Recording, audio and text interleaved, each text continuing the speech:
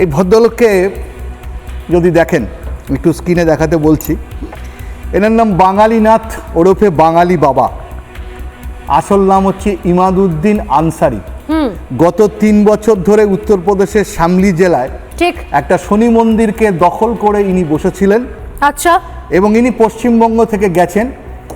Uttar Pradesh police এনার 3টি আধার card, একটি প্যান কার্ড পেয়েছে।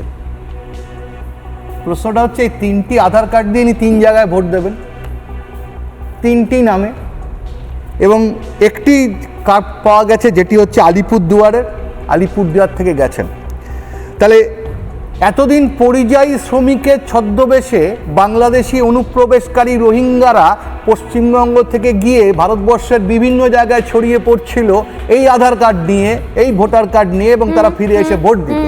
এই যে আজকে সরকারি কর্মচারীরা কাদেরকে আধার কার্ড দিয়েছেন, কাদেরকে ভোটার কার্ড দিয়েছেন, কাদেরকে দিয়েছেন? এইসব মানুষগুলোকে, যারা আমার ভারত রাষ্ট্রের, আমার ভারতবর্ষের সংবিধান, ভারতবর্ষের অস্তিত্ব, সংস্কৃতি সমস্ত কিছুকে বিপন্ন করছে। ভারতবর্ষের আর কোনো রাজ্যে ঘটনা ঘটছে না, পশ্চিমবঙ্গে কেন ঘটছে?